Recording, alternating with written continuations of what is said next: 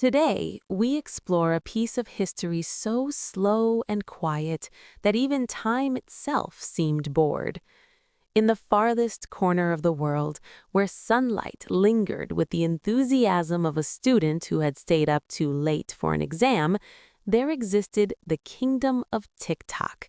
The name was precise, for time there moved with the kind of careful deliberation that could make a snail look like a sprinter. Nothing in Tick-Tock happened quickly, not even the government. The king, Reginald the rather relaxed, was a man of great patience and minor obsessions. Each morning, he spent precisely 37 minutes arranging his royal stamp collection, ensuring that no stamp was even slightly askew. His ministers were endlessly occupied discussing matters of critical importance, whether the color of new parchment was slightly too beige or just tolerably dull, the precise alignment of the royal candlesticks, and the ongoing debate over the proper number of turnips a loyal subject might owe in tribute. Outside the palace, citizens engaged in the slowest of daily routines. Farmers tilled their fields with utmost care, pausing mid-dig to inspect the dirt for quality and sometimes whispering encouraging words to the potatoes. Cows grazed with languid dignity, occasionally staring at clouds for reasons known only to themselves. Even children, though young and energetic, learned to walk carefully, as if each footstep might disturb the delicate equilibrium of boredom that governed their society. The town crier was another master of tedium. Each announcement, "The market opens at dawn," "The mayor requests a meeting about candlestick heights," "It is Wednesday," was delivered with a meticulous attention to monotony. Citizens nodded gravely at each proclamation, commenting only on how slowly the wind had blown that morning, or the exact number of clouds in the sky. On Tuesdays, the Royal Council convened. These meetings were legendary, not for their decisions, but for the spectacular slowness with which everything was discussed. A debate over repainting a palace wall could stretch over hours. Ministers offered increasingly precise arguments about the hue, gloss, and texture of paint, occasionally consulting the royal goat for its opinion. Nothing was ever rushed, because in Tick-Tock, haste was considered rude, unnecessary, and highly illogical. Citizens had their small excitements, though these were entirely contained and polite. The baker might introduce a new flavor of bread, like turnip and chamomile, and people would line up to sample it, nodding thoughtfully and perhaps commenting that it was slightly more enjoyable than yesterday's turnip loaf. Even news of a missing cat in the village square would generate hours of discussion, with elaborate conjecture about where the cat might have gone and whether it would return before supper. By mid-afternoon, the town bell tolled gently, not like other kingdoms where bells announced the urgency of life, wars, or disasters. Tick-Tock's bell tolled in a manner that reminded citizens to continue with their careful, slow, and methodical existence. Market stalls were rearranged for the third time that day, peasants debated which way the bread should face on display, and a small crowd gathered to watch a snail cross the square, its progress considered a major event in local news. Even in moments of supposed drama, life remained extraordinarily calm. A royal pigeon had once delivered the wrong message, causing a flurry of discussion that lasted 4 days, but no one panicked. The council convened to assess the pigeon's handwriting, feather arrangement, and likelihood of repeating the mistake. When finally the issue was resolved, citizens went about their business as if nothing had happened, noting politely that perhaps next time the pigeon might carry a slightly heavier message. And so, life in the kingdom of Tick-Tock continued, slow, careful, and entirely uneventful. People were polite, thorough, and extremely deliberate. The world beyond Tick-Tock might have been full of wars, inventions, and excitement, but within the kingdom's borders, time ticked by as if afraid to make a mistake. Little did anyone know, even in a kingdom this quiet, events were quietly gathering, small sparks that might someday grow into something resembling An adventure, perhaps. Or maybe it would just involve the council debating candlestick heights for the next 3 years. The kingdom of Tick-Tock believed deeply in discussion, not action, discussion. If action ever appeared necessary, it was first examined, then reconsidered, then politely postponed until everyone felt sufficiently tired of the idea. This philosophy reached its highest and most refined form inside the council hall, a long, echoing room where time itself seemed to slow down out of respect. Every morning, precisely 5 minutes after the bell finished ringing, never during, never immediately after, the royal council gathered. There were 12 members, each chosen not for speed or decisiveness, but for their remarkable ability to speak at length without actually concluding anything. At the head of the table sat King Reginald the rather relaxed, holding a quill he rarely used. He preferred to listen, nod, and occasionally hum when discussions grew especially dull, which, by tradition, meant all the time. The first matter on the agenda was always the same: review of yesterday's decisions. This was a lengthy process, mostly because yesterday's decisions were usually identical to the day before's decisions, which themselves had not been finalized. Scrolls were unrolled, throats were cleared. A minister would read aloud a sentence such as, "It was tentatively agreed that the left hallway curtain might someday be replaced." This statement would then be debated for an hour. One counselor argued that the curtain was still perfectly adequate. Another insisted it was slightly faded on the lower corner. A third believed replacing it might upset the balance of light in the hallway. A fourth worried that not replacing it could suggest negligence to future historians, who might one day study the curtain records with great seriousness. No conclusion was reached, which everyone agreed was the most satisfying outcome. The second agenda item concerned tax adjustments, though adjustments was a generous word. The debate centered around whether farmers should contribute 3 turnips per season or 3 turnips and 1 slightly smaller turnip. Charts were consulted, a wooden model of a turnip was passed around the table.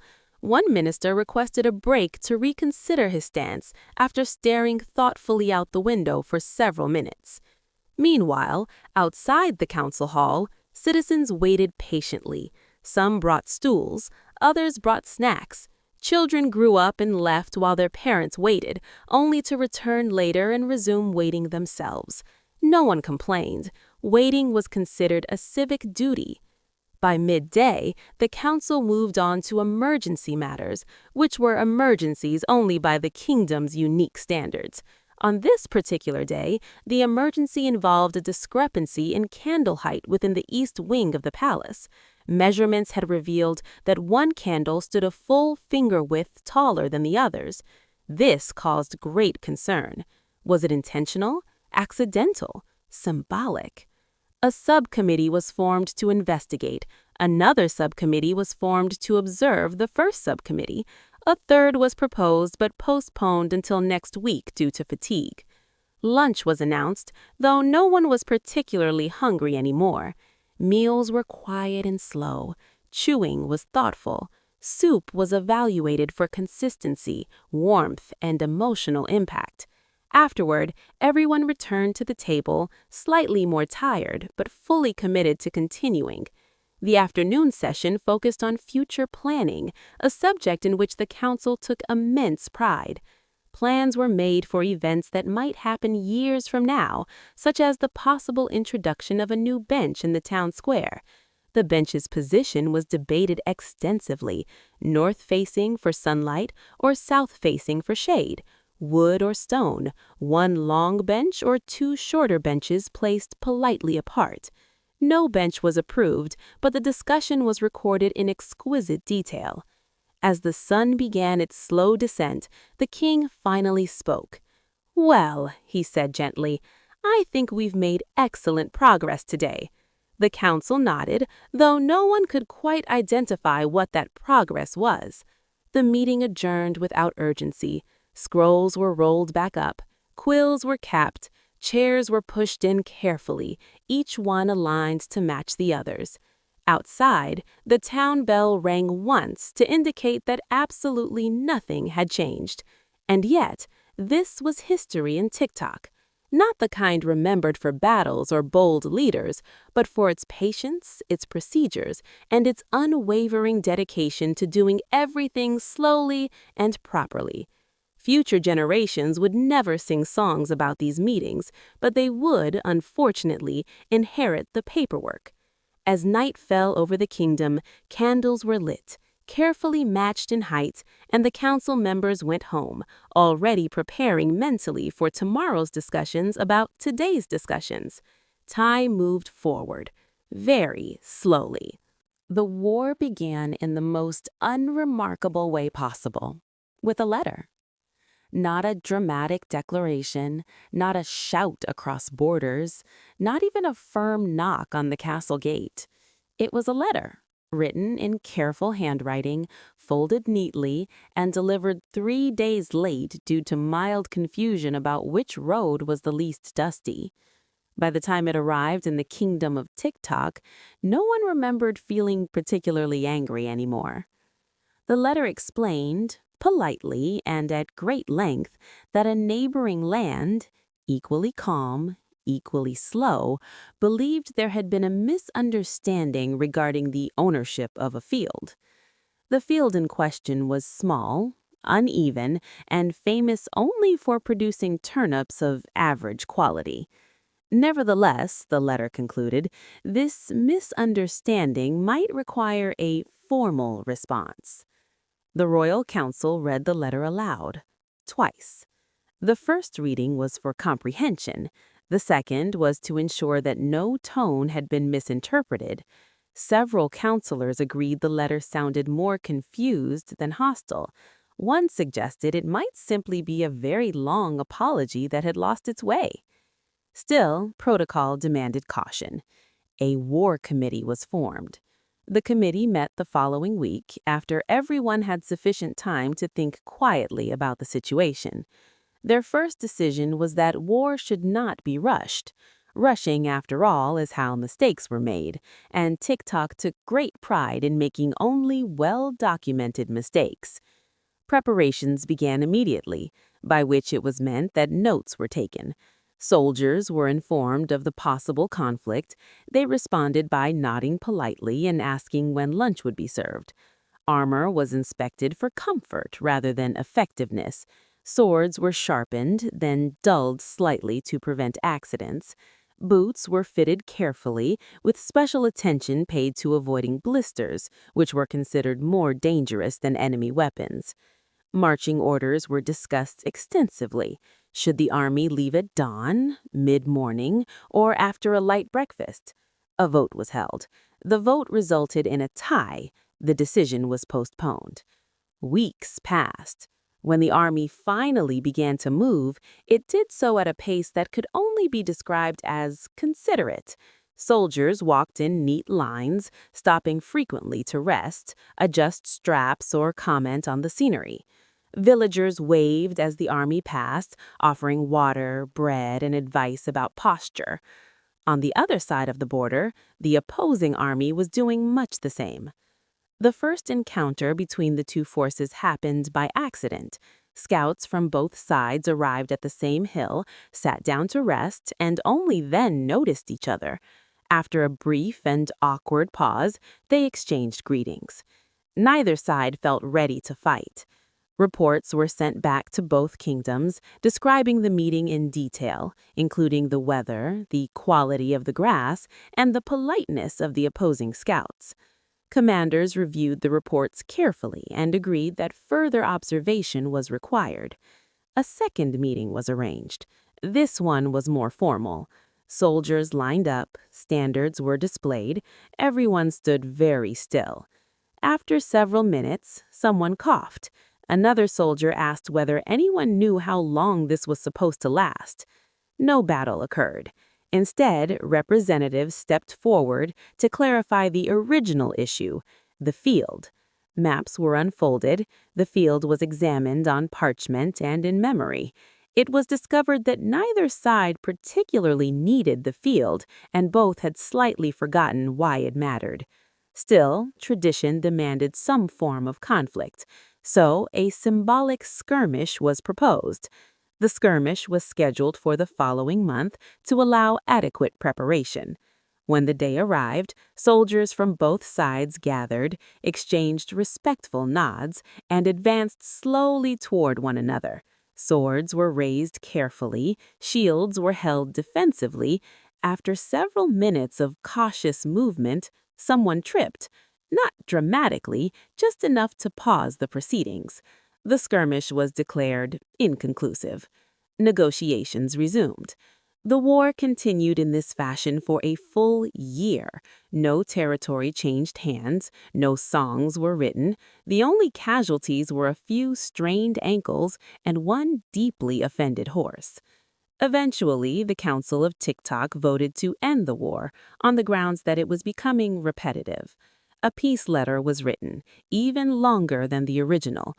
It apologized for the inconvenience, thanked the other kingdom for their patience, and suggested shared use of the field on alternating days. The letter was delivered slowly. Peace was restored. Back home, citizens barely noticed the war had ended, as it had never significantly interrupted lunch. Life returned to its familiar rhythm.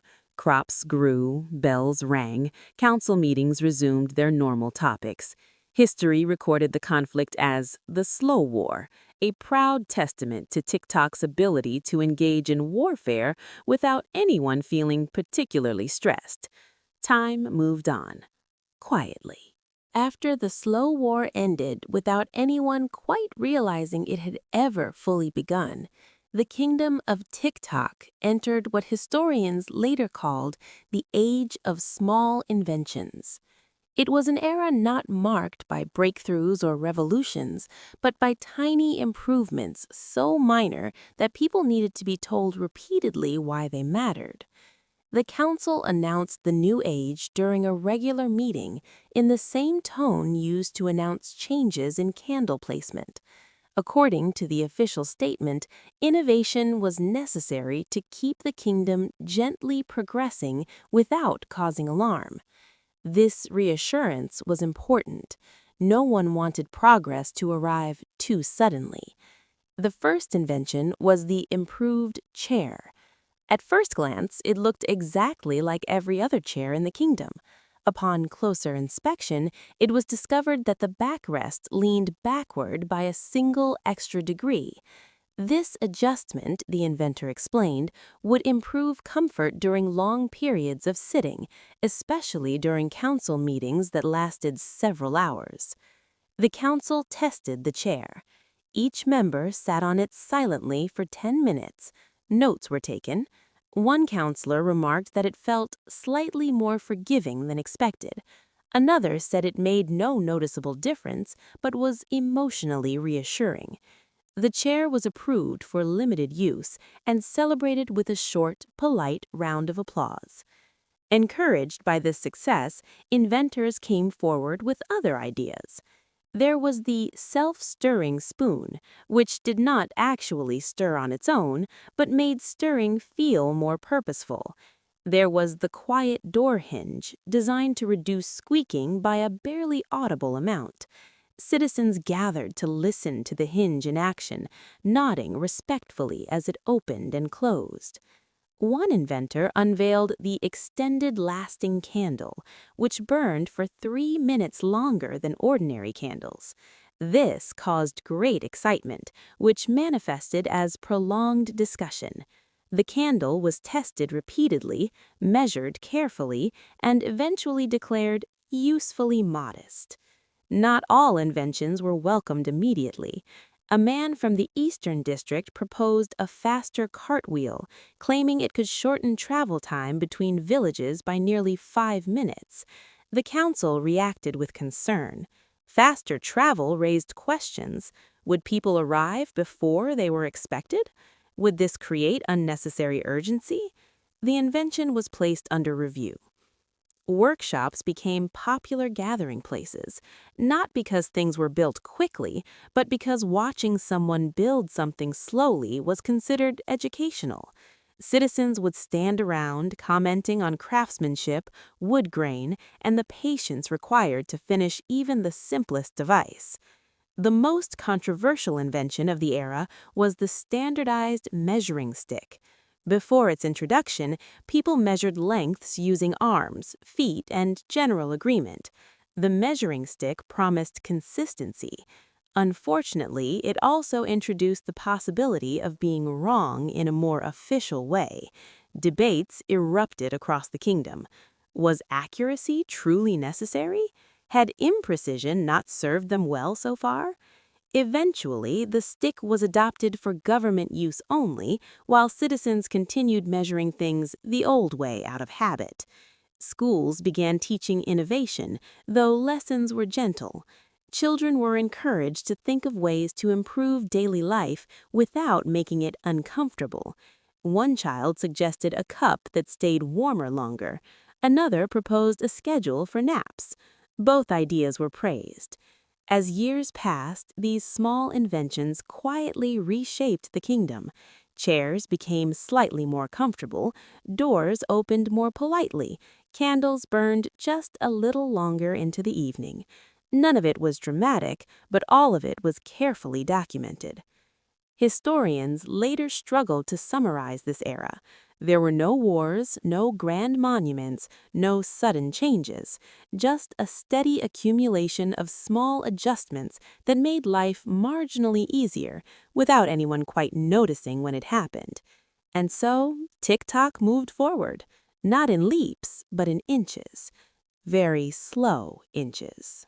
Every year, without exception and without enthusiasm, the kingdom of Tick-Tock held a festival. It was not meant to be exciting. In fact, the entire purpose of the festival was to celebrate how little there was to celebrate. This event was officially known as the Annual Observance of Continued Normalcy, though most citizens simply called it the festival and immediately felt tired. Preparations began months in advance, as all properly boring events should. The council formed a festival planning committee, which met weekly to discuss matters of great importance, such as whether banners should hang one finger width higher or lower than last year, and if the official festival color should remain muted beige or shift slightly toward soft dust. No decision was rushed. The festival program was printed early, revised often, and finalized only after several members fell asleep during review.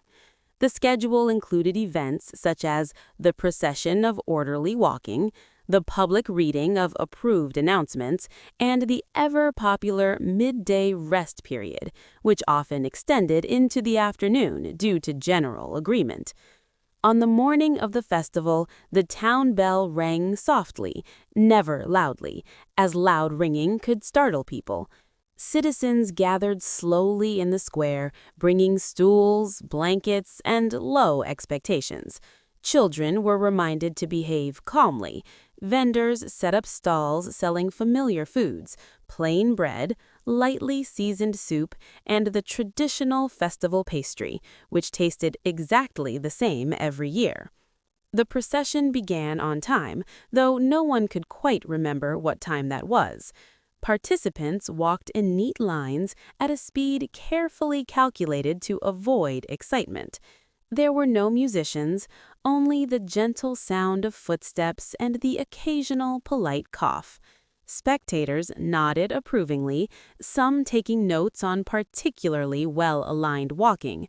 Next came the public reading. A designated reader stepped forward and began announcing approved updates from the past year.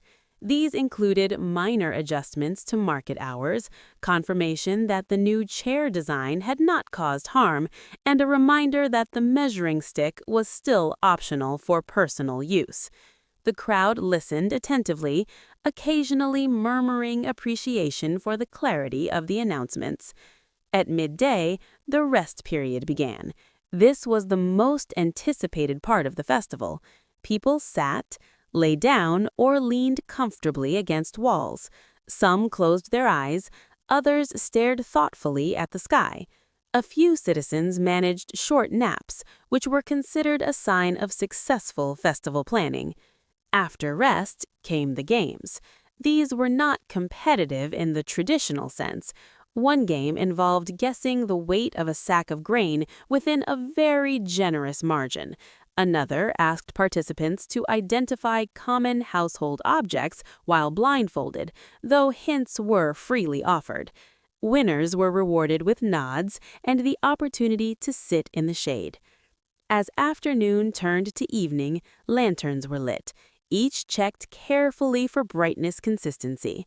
A small speech was given by a council representative, thanking everyone for maintaining calm behavior throughout the day. Applause followed, slow and polite. The festival ended not with fireworks or music, but with a collective agreement that it had gone well enough. People returned home quietly, discussing the success of the rest period and whether next year's festival should include slightly longer benches. Records of the Snoozy Festival filled many pages in the royal archives. Each year was documented separately, even though the entries were nearly identical. Historians later noted that this consistency was the true achievement of the festival. Nothing unexpected happened, and that, everyone agreed, was the best possible outcome. The idea of a voyage first appeared during a council meeting that had already gone on too long. One counselor, slightly fatigued from debating storage shelf heights, suggested that the kingdom of Tick-Tock should consider exploration. Not bold exploration, of course, just a careful look beyond the familiar, undertaken at a pace that would not disturb anyone. The suggestion was met with silence, then nods, then more silence. Eventually, the council agreed that a voyage might be acceptable, provided it was well planned, thoroughly documented, and not particularly far. A committee was formed to define what not particularly far meant. Months passed. Maps were examined. Most of them looked the same. One showed a river that everyone agreed had always been there. Another showed a blank area labeled possibly nothing. This intrigued the council, though not enough to cause excitement. A ship was selected. It was not new. New ships required adjustment. This ship was familiar, slow, and dependable. Its sails had been patched many times, each patch carefully recorded. The crew was chosen for patience rather than bravery. Anyone who expressed eagerness was politely excluded. The voyage began on a calm morning. The dock was quiet. There were no cheers, no tears, only a few gentle waves and reminders to write regularly.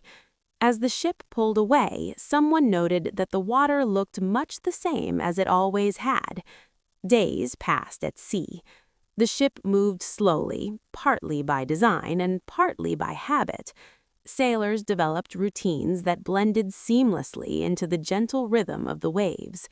Mornings involved checking ropes, discussing weather that had not changed, and eating breakfast thoughtfully.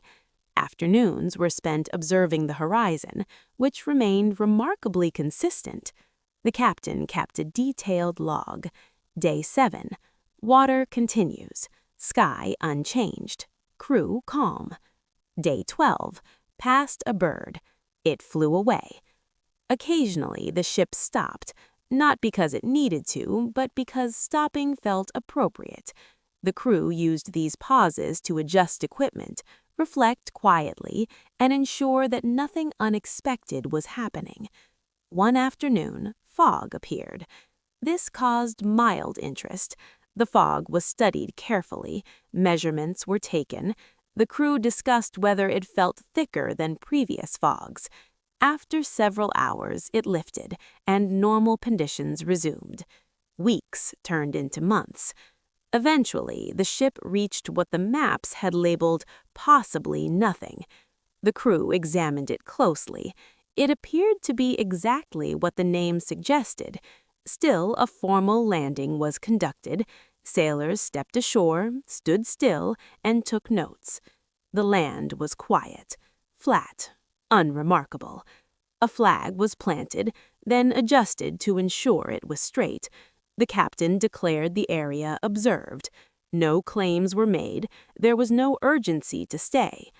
The return voyage was even slower. The crew had already seen everything they needed to see, which was very little. With no new sights to distract them, days blended together. Conversations became softer. Some sailors memorized the sound of the waves. Others spent long periods watching clouds drift without comment. When the ship finally returned to Tick-Tock, there was no celebration. The council received the logs, read them carefully, and filed them under voyages of modest importance. The conclusion was clear. The world beyond Tick-Tock existed, but it did not demand immediate attention. Life continued. The voyage became a historical milestone, not because of what was discovered, but because it proved that even travel could be done slowly, carefully, and without enthusiasm. Time passed. The ship rested, and the kingdom remained exactly as it was, comfortable, calm, and entirely unhurried. Expansion was not something the kingdom of Tick-Tock actively sought. It simply happened the way dust settled on shelves, slowly, quietly, and without anyone noticing the exact moment it began. There were no grand announcements, no marching armies, and certainly no excitement. Instead, expansion arrived wrapped in paperwork. It started with a map. During a routine review of borders, a clerk noticed that a nearby village had been left unlabeled. This was not alarming. Unlabeled things happened all the time. Still, protocol required acknowledgement. A note was written. The note was reviewed. Another note was written to explain the first note. Eventually, the council discussed the village. The village itself was modest, calm, and remarkably similar to Tick-Tock. Its people farmed, rested, and discussed minor concerns with equal seriousness. No one objected to being discussed, though no one was particularly aware it was happening either. A delegation was sent. They walked, they stopped, they walked again. When they arrived, they were welcomed politely and offered seats. Conversations were calm. Topics included crop rotation, weather patterns, and the proper way to store spoons. No one raised their voice. No one mentioned ownership. Over several visits, it became clear that cooperation was already happening naturally. Goods were traded, advice was shared, schedules aligned. At some point, the council realized the village was already functioning as part of the kingdom in every way except name. So they added the name. Documents were updated, borders were redrawn with careful strokes, a new folder was created in the archives. The village was informed via letter, which arrived some time later and was received without surprise.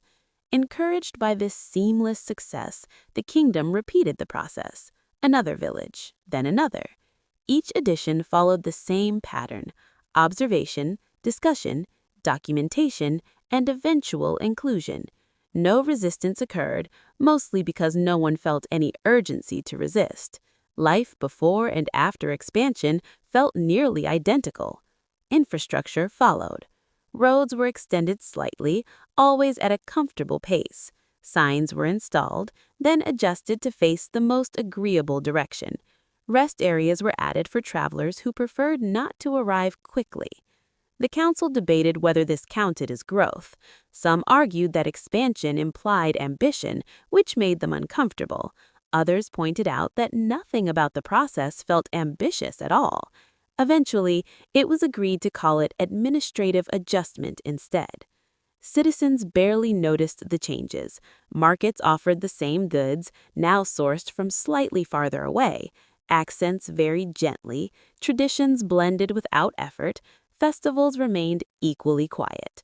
Historians later struggled to mark the exact years of expansion. Records showed consistent routines, similar debates, and familiar concerns. The only difference was that there were more of everything.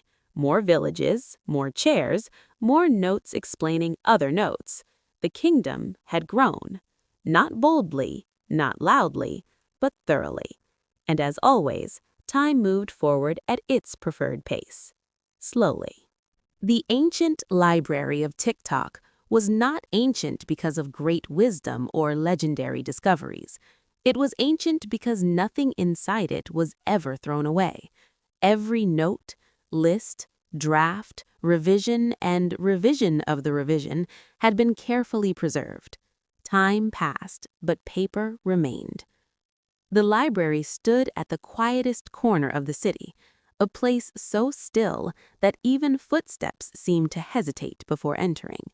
Its doors opened with a sound that suggested patience rather than welcome. Inside, rows upon rows of shelves stretched into the distance, filled with scrolls, books, and records describing events of very modest importance. At the heart of the library worked the scribes. They were calm people with steady hands and extraordinary endurance.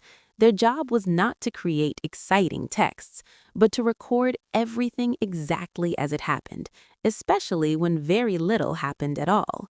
A scribe could spend an entire day copying a single document, ensuring that every word about grain storage or bench placement was perfectly aligned.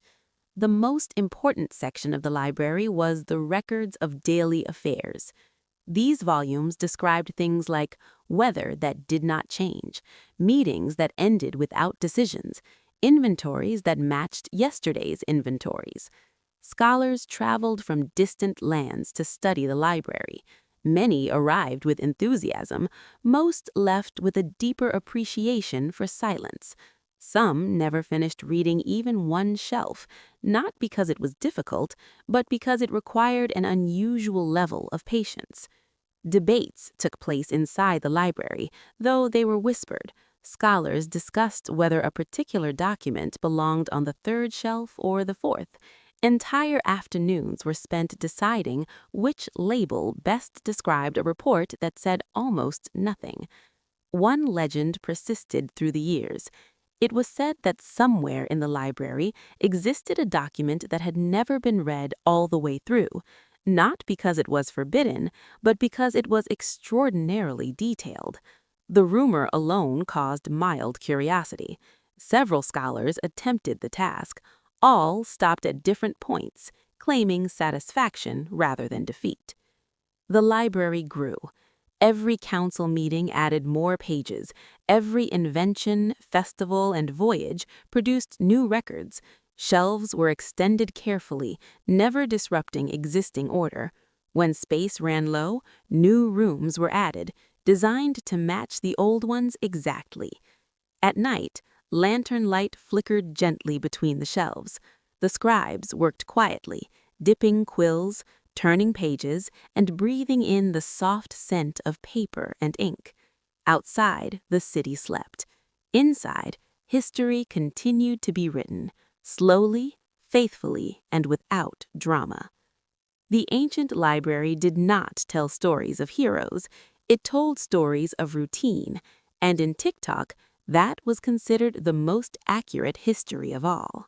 If historians struggled to define great moments in the history of Tick-Tock, they were especially challenged by the era of minor improvements. Nothing began suddenly, nothing ended clearly. Instead, life became very slightly better in ways that were difficult to notice unless one paid close attention. And even then, the changes politely avoided drawing attention to themselves. This era did not start with an announcement. There was no declaration. People simply began to adjust small things, one at a time, with careful thought and no urgency. The first improvement was in footwear. Shoes were redesigned to reduce discomfort by an almost unmeasurable amount. Soles became marginally softer, laces were easier to tie. The council approved the changes after testing the shoes by walking slowly around the hall for several hours. The conclusion was that walking felt more agreeable, which was high praise. Next came lighting adjustments. Lanterns were repositioned to reduce shadows that no one had previously complained about. Candle holders were refined to prevent wax from dripping unevenly. Citizens commented that evenings felt more balanced, though no one could explain exactly why. Households began organizing storage more efficiently. Shelves were moved half an inch, labels were rewritten for clarity, drawers opened more smoothly. None of these changes caused excitement, but they reduced mild irritation, which in Tick-Tock was considered a significant achievement. Public spaces were also improved. Benches were added to areas where people already stood. Paths were leveled to remove minor bumps. Signposts were adjusted to be read without tilting one's head too much. These improvements were discussed thoroughly before implementation and reviewed afterward to ensure they had not caused discomfort. Even communication improved. Not dramatically, messages were still delivered slowly, but handwriting became slightly clearer, forms were redesigned to include helpful margins, announcements were phrased more gently to avoid misunderstandings. The council tracked these improvements carefully. Charts showed trends in satisfaction, measured mostly through nods and thoughtful pauses. A slight increase in general contentment was observed, though it was described cautiously to avoid raising expectations. There was one notable controversy. An inventor proposed a new broom design that swept floors faster. The idea caused concern. Faster sweeping might encourage faster cleaning, which could disrupt daily rhythms. After extensive debate, the broom was approved for optional use only, with clear instructions not to rush. As the years passed, life in Tick-Tock became smoother. Not easier, just smoother. People tripped less, waited more comfortably, rested more evenly. The changes blended into daily life so well that citizens forgot what things had been like before. Historians later struggled to identify specific improvements because everything had been changed just enough to disappear. The era ended not with a conclusion, but with satisfaction. There was nothing left to adjust urgently. Everything felt adequate. And in Tick-Tock, that was perfection. And so, after years of slow councils, quiet voyages, minor improvements, and carefully measured festivals, the kingdom of Tick-Tock reached its final chapter, or at least the final chapter that anyone noticed. The legacy of Tick-Tock was not written in tales of war, grandeur, or heroic deeds. It was written in the gentle hum of daily life, in the meticulous arrangement of shelves, in the slightly improved comfort of chairs and shoes, and in the slow unfolding of time itself. The king, Reginald the rather relaxed, had grown older. His stamp collection had expanded, though only slightly. He still attended council meetings where matters of extreme importance, like the proper alignment of the east hallway curtains or the ideal height of benches, were debated with utmost patience. Outside the palace, citizens continued their quiet routines, performing daily tasks with careful deliberation. Life was neither exciting nor dangerous. It simply was. Historians would later describe Tick-Tock as an anomaly, where other kingdoms had bold adventures, wars, revolutions, and art that inspired generations. Tick-Tock had documents. Endless, careful, painstaking documents, records of meetings, reports of small improvements, inventories of household items, lists of minor festivals, notes about minor voyages, and endless deliberations over the most trivial of matters.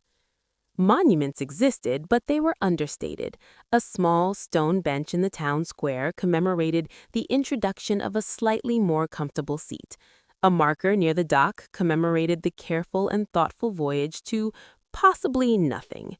Scrolls in the ancient library documented every council meeting, every minor invention, and every polite disagreement about what was slightly better or slightly worse. Even the children were taught that greatness came not from sudden action, but from consistency, patience, and attention to small details. Lessons emphasized the beauty of quiet diligence and the importance of doing things slowly, deliberately, and politely. Time in Tick-Tock moved slowly, and perhaps that was its greatest gift. Citizens were never rushed, never forced to act impulsively, and never burdened with unnecessary excitement. They lived lives that were predictable but comfortable, uneventful but stable. Happiness, they discovered, could exist without drama, and history could exist without grand events. In the end, the kingdom faded into memory, not as a place of legendary heroics or epic battles, but as a kingdom of calm, a kingdom of order, and a kingdom that mastered the art of doing almost nothing very well. And so, when one studies the past of Tick-Tock, one sees the legacy of dullness, a world in which life proceeded slowly, gently, and without urgency, leaving behind records that would outlast even the most impatient of historians. Time moved forward, and it did so quietly. The end.